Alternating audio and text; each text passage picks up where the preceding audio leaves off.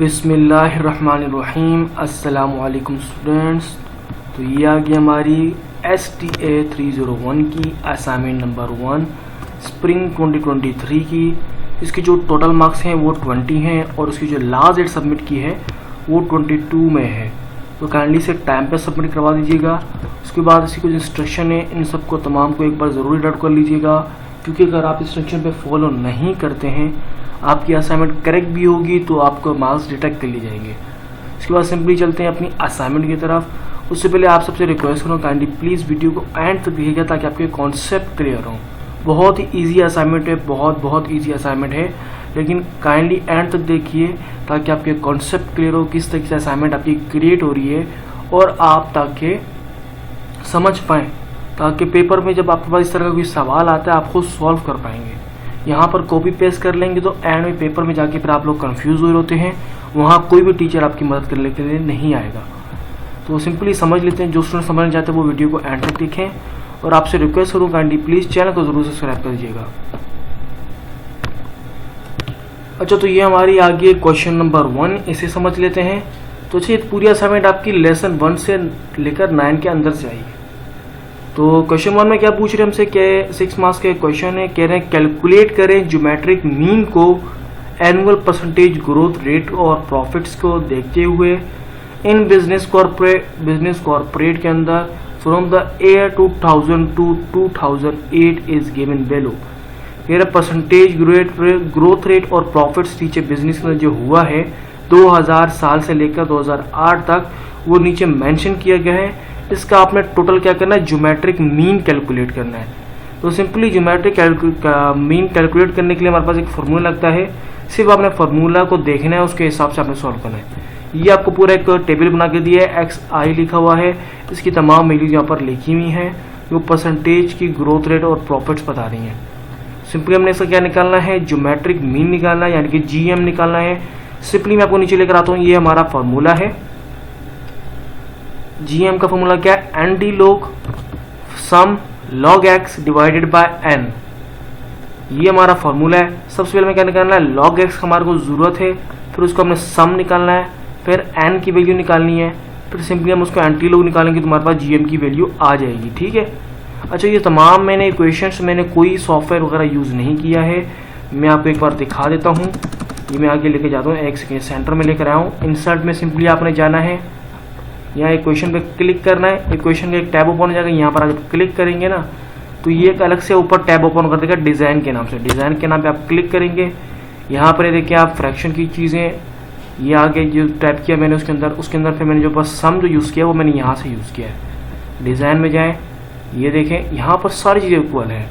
यहाँ पर सम की जो वैल्यू थी वो ये रही, सम लिखा, आगे जो log x बनता है सब कुछ मैं तमाम इसके मैंने टाइप कर दिया। ठीक है, आप यहीं से तमाम चीज़ें टाइप करके लिख सकते हैं, किसी सॉफ्टवेयर की आपको ज़रूरत नहीं है। ठीक, तो यहाँ तक मैंने ये लिख दिया फॉर्मूला। अब हमने क्या करना है, मैंने अपनी तमाम दो मैंने बॉक्स बनाए। एक में जो हमारे को वैल्यूज़ दी गई थी मैंने XI वाले बॉक्स में पुट कर दी हैं। ठीक है, ये तमाम वैल्यूज़ एक तरफ मैंने पुट कर दी हैं और लास्ट में टोटल लिखा है। उसके बाद मैंने log x का मैंने हेडिंग था कि log x हमारे को फाइंड करना था। बाकी चीज़ें हमारे पास हमने क्या क्या फाइंड करना है, log x और n हमारे को फाइंड करना है, फिर उसको हमें सम निकालना है, NT log हमारा एग्जैक्ट वैसे ही निकल जाएगा। तो सिंपली ये देखिए मैंने XI की वैल्यू तमाम में पुट की है। 15 का मैंने सिंपली आपके पास जो आप कीबोर्ड यूज़ करते होंगे, मैं आपको दिखाता हूँ कैलकुलेटर, मैंने मोबाइल के कीबोर्ड से किया था, यहाँ पर शो नहीं हो रहा है, एक सेकेंड। आपने सिर्फ log प्रेस करना है, उसके बाद आपने 15 लिखना है, log x की वैल्यू आपके पास आ जाएगी। इसी तरह हर डिजिट की log आपने प्रेस करने के बाद 15 लग के इज इक्वल टू करना है, एक बार डिजिट की वैल्यू आती रहेगी। इसीलिए तमाम जितने भी नंबर्स हैं इन सब का आपने log निकालना है। आपके कीबोर्ड में आपके जो कैलकुलेटर में log का बटन होता है, log प्रेस करने के बाद आप इन डिजिट्स को लिखेंगे एक के बाद एक तमाम डिजिट्स को, तो log की वैल्यू आती जाएगी। तमाम मैंने डिजिट्स की log की वैल्यू निकाली है, फिर इन तमाम वैल्यूज़ को आपस में प्लस किया है तो हमारे पास टोटल log x जो हमारे पास आया वो यह है 10.4067। ये हमारे पास टोटल आ चुका है। उसके बाद n क्या निकाला है, n कहता है नंबर ऑफ, कितने नंबर हैं, मतलब कितनी ये यानी कि बॉक्सेस हैं, कितने बार ये हैं। 1 2 3 4 5 6 7 8, ये टोटल कितने बन रहे हैं? 8 बन रहे हैं। तो ये हमारा नंबर ऑफ 8 बन गया है n, सॉरी एक सेकेंड, 1 2 3 4 5 6 7 8 9, यार इसको भी गिनेंगे ना, टोटल वाले को भी गिनेंगे ना, तो टोटल हमारे पास कितने हो गए? 9, 1 2 3 4 5 6 7 8 9, तो टोटल 9 हमारे पास n हो गए। तो ये हमारे पास लॉग की वैल्यू क्या आ गई? हमने सिंपली ये जो है यहाँ पर ना लॉग x की जो वैल्यू हमने वो एग्जैक्ट यही पुट किया 10.4067। सम लॉग x का मतलब है टोटल जो हमारे लॉग x निकले थे उनको हमने सम किया है। हमने फॉर्मूला में यहाँ पर कुछ भी नहीं करना है, सारा हमारे ऊपर इक्वेशन हो चुकी है, हमने यहाँ पर से पुट करनी है वैल्यूज। इन तमाम वैल्यूज को पुट किया, सम निकाला तो 10.406 हमारा आया, हमने पुट कर दिया। n की वैल्यू हमारी क्या आ रही थी? 9 आई थी, हमने 9 पुट की, उसको हमने 10.4067 से डिवाइड किया तो हमारे पास वैल्यू आ रही है 1.1563। ये वैल्यू हमारी जब आई इसको हमने n2 लग निकाला। कैसे तमाम चीज़ें जो है कैलकुलेटर से होंगी, आपने इसमें कुछ भी इतना यानी कि कॉम्प्लिकेटेड नहीं है। एंटी लॉग आपने 1.1563 का निकाला तो आपके पास GM की जो है GM सॉरी मैं भूल गया हूँ, जनरल ज्योमेट्रिक मीन जो आपका वो निकल के आ गया है 14.2496। ये आपका फिर आ गया है ज्योमेट्रिक मीन निकल के आ गया है। एंटी लॉग सिंपली आपने इस वैल्यू को निकाला है तो लास्ट में जो वैल्यूज आ रही है वो 14.2496 है। ये आपका ज्योमेट्रिक मीन निकल के आ गया। ये क्वेश्चन नंबर आप यहाँ पर कंप्लीट हो चुका है, इसमें कोई कॉम्प्लीमेंट नहीं था, सिंपली आपको जो ऑप्शन दिए हुए थे सबसे पहले आप क्या करें ना फार्मूला पुट कर देंगे ना तो आपको आसानी हो जाएगी, उसके हिसाब से फिर आप वैल्यूज फाइंड करेंगे, सिंपली पुट करना है उसको सॉल्व करना है। ये आपका आंसर फिर आ गया ज्योमेट्रिक मीन का। उसके बाद सिंपली बढ़ते हैं अपने सेकंड क्वेश्चन की तरफ। उससे पहले रिक्वेस्ट करूँगा kindly please please please students, आप बहुत से स्टूडेंट आप देखते हैं वीडियो लेकिन चैनल को सब्सक्राइब नहीं करते, आपसे रिक्वेस्ट है काइंडली, मैं सिर्फ ये नहीं बोलूँगा, जितने भी वीडियो कंटेंट चैनल्स बनाते हैं आप तमाम स्टूडेंट उनको देखते हैं लेकिन सब्सक्राइब कर दें, आपका कुछ नहीं जाएगा, अगला बंदे का चैनल थोड़ा ग्रो करेगा। तो सिंपली अब क्वेश्चन नंबर 2 की तरफ चलते हैं। क्वेश्चन नंबर 2 में क्या है, कह रहे हैं कैलकुलेट करें harmonic mean of the data given below. ये भी बहुत ही इजी है, सिंपली आपने हार्मोनिक मीन कैलकुलेट करना है इस डेटा को जो आपको डेटा किया गया है। सबसे पहले हम क्या जाते हैं, हम लोग चलते हैं इन क्वेश्चन को छोड़ के सबसे पहले अपने जाते हैं फॉर्मूला की तरफ। हार्मोनिक मीन का हमारा फॉर्मूला क्या है, n divided by sum f 1/x। ठीक है, n की जो वैल्यू उसको डिवाइड करना है सम f multiply by 1/x। Simply चलते हैं, हमारे को यहाँ पर वैल्यू जो दी हुई है, फ्रीक्वेंसी भी दी है और माउस भी दिया हुआ है। हमने फ्रीक्वेंसी का सम निकालना है तो ये सम f हमारे पास आ जाएगा, वो 40 है यहाँ पर। उसके बाद हमने क्या करना है 1/x की वैल्यू निकालनी है और नंबर n हमारे पास क्या है, नंबर ऑफ टर्म्स है। उसके बाद हमारा 1/x क्या है, हमारा कैसे निकलेगा, ये रहा हमारे पास फ्रीक्वेंसी और मास गिवन था, हमने इन दोनों को सबसे पहले फ्रीक्वेंसी का सम निकाला, वो 40 आ गया। उसके बाद हमने सिंपली क्या किया, इसको मिड पॉइंट निकालने के लिए x निकालने के लिए x की वैल्यू निकालें 1/x क्या है, 1/x के लिए सबसे पहले हम x की वैल्यू फाइंड करेंगे ना, तो x की वैल्यू हम कैसे निकालेंगे, मिड पॉइंट निकालेंगे। 55 और 59 का मिड क्या बनता है 57, 60 और 64 का मिड बनता है 62, हमने यहाँ पर लिखते जा रहे हैं। 65 और 69 का 67, 70 और 74 का 72, 75 और 79 का 77 मिड बनता है। 80 और 84 का हमारा मिड जो बनता है वो 82 है। फिर इन तमाम वैल्यूज को हमने सम कर दिया तो टोटल आया 417। उसके बाद सिंपली हमने 1/x निकालना है, उसके हम सिंपली 1 को डिवाइड कर देंगे इन वैल्यूज से 57 से, तो ये वैल्यूज आती गई हैं। 1/57 हमने किया तो ये वैल्यू आई है। फिर हमने 62 किया 1/x को तो ये वैल्यू आई है। उसके बाद 67 का किया, फिर 72 का, इस तरह करते 1/, हमने तमाम वैल्यूज लिख लिख के जो हमारे पास आंसर आएगा वो यहाँ पर लिख के देना है।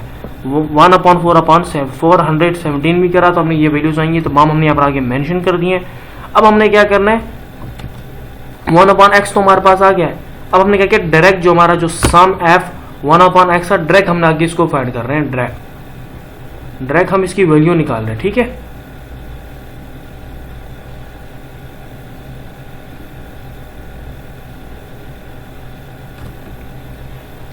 तो सिंपली हमने क्या किया, f हो गया, f का जो यानी कि सम 40 होता है, मल्टीप्लाई हो रहा है यहाँ पर सम f जो है मल्टीप्लाई और 1/x है, तो मैं मल्टीप्लाई लगाया, यहाँ पर x बोल के लिख देता हूँ, आपको अच्छी तरीके समझ आए।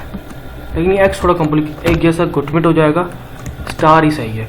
मतलब f मल्टीप्लायर 1/x जो हमारे नीचे यानी कि फॉर्मूले में वैल्यूज थी, हमने उसका भी ट्रैक निकालने, उसको सोल्यूशन डायरेक्ट निकालने हम। तो हमने क्या किया, इसके निकालने के लिए हमें क्या करना पड़ेगा, हमारा 1/x की वैल्यू भी मौजूद है और हमारा f की वैल्यू भी मौजूद है। सिंपली क्या करना है, हमने 3 को मल्टीप्लाई करना है इस वैल्यू से, ठीक है, निकालने के लिए। तो ये हमने इसको एक के बाद एक सॉल्व कर देंगे, तो एक के बाद हमने तमाम डिजिट्स निकाल लिए हैं। तो लास्ट में हमारे पास जो आ रहा है वो आ रहा है 0.587835। ये हमारा टोटल f सम f अपॉन 1/x की वैल्यू आ चुकी है। n क्या था, नंबर ऑफ टर्म थे, तो टोटल फ्रीक्वेंसी जो नंबर आया था वो 40 था, 40 लिखा, divide by sum f 1/x की वैल्यू हमारे पास क्या आ गई है 0.587835, जो हमने ऊपर अभी निकाली है। उसको यहाँ पर हमने पुट किया और सिंपली डिवाइड किया, तो हमारे पास हार्मोनिक मीन हमें कहा था ना, हार्मोनिक मीन हमने निकल के आ गया, हमारा वो क्या है 68.04629। 40 को जब हमने डिवाइड किया, हमने सिंपली फार्मूला की वैल्यूज ऊपर ही क्रिएट कर ली थी, हमने पुट की हैं और उसको सम किया है, सॉल्व किया है, कैलकुलेट किया है, तो हमारे पास टोटल आंसर जो आया हार्मोनिक मीन का वो आया 68.04629। तो ये हमारा आंसर आ चुका है क्वेश्चन नंबर 2 का भी। बहुत ही ईजी था, बहुत ही ईजी था। अब उसके बाद सिंपली चलते हैं क्वेश्चन नंबर 3 की तरफ। क्वेश्चन नंबर 3 पे हमारे से क्या पूछ रहे हैं, कह रहे हैं क्वेश्चन, अच्छा ये अच्छा सॉरी एक सेकेंड मैं देखूँ सही, क्वेश्चन नंबर 3 के नीचे क्वेश्चन 2 भी लिखा हुआ है, ये उनकी तरफ से थोड़ी बहुत कंफ्यूजन है। ये फाइल जो है ये छोड़ा ऐसी रहने देते हैं, ये जो इस तरह की फाइल थी इस तरह की रहती है। क्वेश्चन नंबर 3 में क्या कह रहे हैं, सपोज कह रहे हैं you have the following data for the ages of 50 people. कह रहे हैं आपके पास ये डेटा है 50 लोगों का, एज ग्रुप और उनकी फ्रीक्वेंसी दी गई है। उसके बाद क्या कह रहे हैं, आपने फाइंड करना है 5th डिसाइल। अब 5th डिसाइल फाइंड करने के हमें क्या करना पड़ेगा, सिंपली चलते हैं दोबारा अपने सॉल्यूशन की तरफ। हमने क्या किया, एज ग्रुप और फ्रीक्वेंसी की वैल्यू सारी पुट कर दी है। उसके बाद हमने जो ये चीज़ें निकाली हैं उसके ऊपर हम लोग बात आते हैं, उससे पहले हम फार्मूला पुट करते हैं। 5th डिसाइल फाइंड करने के लिए हमें क्या करना पड़ेगा, ये फार्मूला हमारा, हमें 5th डिसाइल फार्मूला करने के लिए है D5। अगर 5th डिसाइल हो गया उसका फार्मूला क्या है L+H/F, और उसके बाद हमने ब्रैकेट के अंदर 5n नंबर और डिवाइड बाय 10 - C। ये हमारा 5th डिसाइल का फार्मूला आ गया।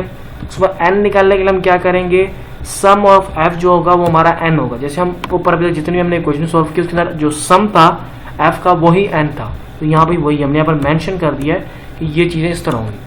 अब हमने सिंपली ऊपर गए हैं, अपनी वैल्यूज पुट करते हैं हम लोग।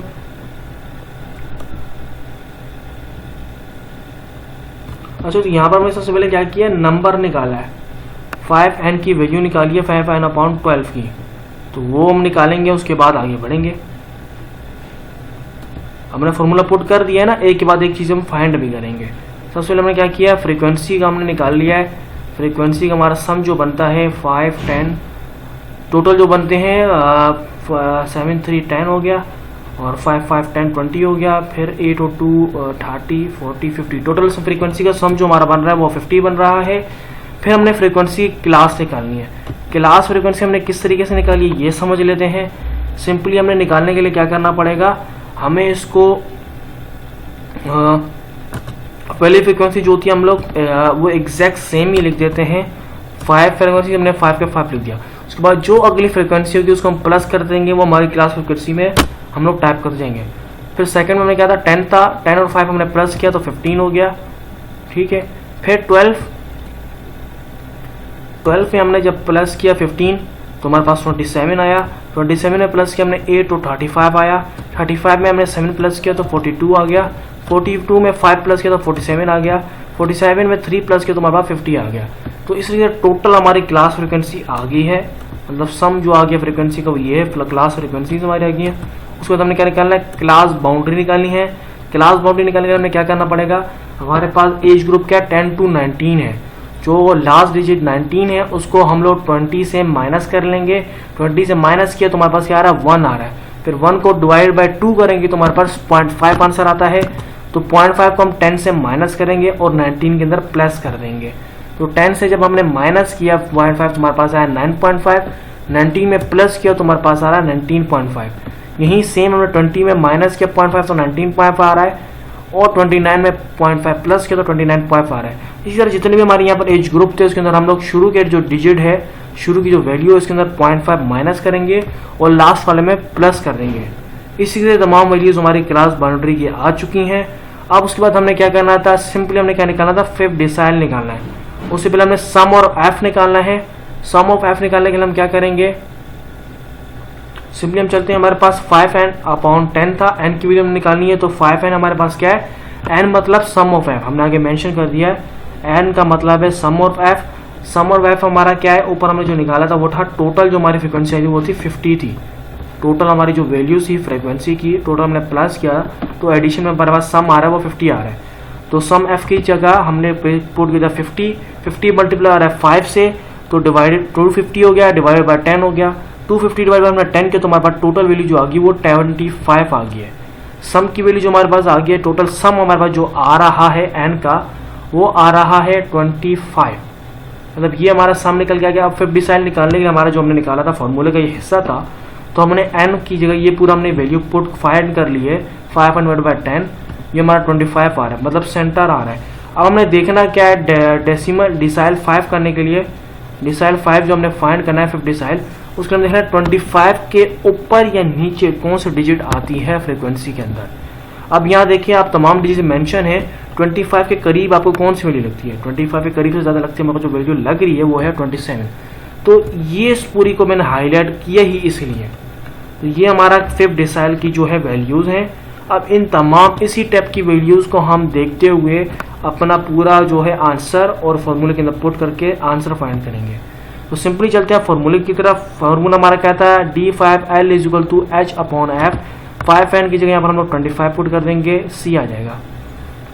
तो l क्या हमारा, l हमारा यहाँ पर है, टोटल हमने जो निकाली है क्लास बाउंड्री जो स्टार्ट हो रही है वो 29.5 आ गया, ये हमारा l आ गया। उसके बाद हमारा नेक्स्ट क्या है, h है। h हमारा जो है नंबर ऑफ है, कितने हैं टोटल, 1 2 3 4 5 6 7 8, हमने क्या लिखा है, 9 लिखा है ना।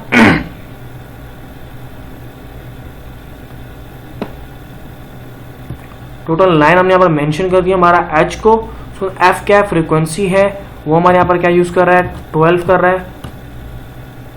12 के बाद हमारा जो ऐड हो रहा है, उसके बाद हमारा क्या है, अच्छा जो 9 हमने आया ना वो हमारे जो 2 डिजिट, सॉरी h जो हमने निकाला है ना, h की जो वैल्यू 9 आई है, किधर गई, ये मैंने जो h का इक्वल टू 9 निकाला है, ये निकला हमारा कैसे है, ये मैं आपको दोबारा से कर देता हूँ। ये देखें 30 to 39 एज ग्रुप में जो हमारा जो जितने भी पॉइंट्स ये हैं, इसमें जो डिफरेंस जो आ रहा है वो 9 डिजिट का आ रहा है। 10 to 9 19 हो गया, 9 डिजिट का आ रहा है। हमने एज जो हमारा जो वैल्यू है वो 9 इस तरीके से आई है। उसके बाद हमने एफ भी निकाल लिया, 12 है फ्रीक्वेंसी। सी हमारा क्या है, उससे पिछली जो हमारी क्लास बाउंड्री थी जो हमने उसके अंदर फ्रीक्वेंसी जो ऐड करनी है, इसके अंदर जो हमने ऐड किया वो क्या है, 15 है। हमने वही वहाँ पर एग्जैक्टली पुट कर दिए। अब तमाम वैल्यूज हमारे निकल के आ चुके हैं। हम सिंपली फार्मूला जो हमारा डी डिसाइल 5 का l + h/f 5n/10 - c, इसके अंदर वैल्यूज पुट करनी है। l की वैल्यू क्या है, 29.5 आ गई। उसके बाद हमारे पास प्लस था 9/12। h की वैल्यू हमारे पास क्या थी, 9 थी, और f की वैल्यू हमारे पास 12 हमने पुट कर दी। ऊपर n की वैल्यू जो हमने सॉल्व की थी 5n/10 वो थी 25, हमने पुट कर दी है। c की वैल्यू हमारे पास 15 थी, हमने वो एग्जैक्टली फार्मूले के अंदर पुट कर दी है। अब तमाम वैल्यूज हमारे डिसाइल 5 फाइंड करने के लिए पुट हो चुकी हैं। अब सिंपली हमने क्या करना है, इनको सॉल्व करना है। सबसे पहले हम क्या करेंगे, जो हमारे ब्रैकेट है उसको सॉल्व करते हैं। 25 माइनस हमने 15 किया तो हमारे पास आंसर क्या आ रहा है, वो 10 आ रहा है। उसके बाद सिंपली हमने क्या किया, 9/10 मल्टीप्लाई बाय 10 इसको हमने सॉल्व किया है। हमने सिंपली किया 9 10 90 हो गया, डिवाइड बाय 12 किया तो हमारे पास आंसर आ रहा है 7.5। सिंपली फिर हमें 29.5 को प्लस करना है 7.5 से, तो हमारे पास डिसाइल 5 की वैल्यू क्या आ गई है, 37 हमारी डिसाइल 5 की वैल्यू निकल के आ चुकी है। तो यहाँ तक हो गया हमारा आंसर कंप्लीट हो गया। उम्मीद करता हूँ यहाँ तक आपके कॉन्सेप्ट क्लियर हो गए होंगे, आपको असाइनमेंट समझ आ गई होगी। काइंडली प्लीज़ आपसे रिक्वेस्ट है इस वीडियो को अपने दूसरे दोस्तों के साथ शेयर कीजिएगा ताकि उनकी भी हेल्प हो जाए, और प्लीज़ चैनल को ज़रूर सब्सक्राइब कीजिएगा। Till then, thanks for watching.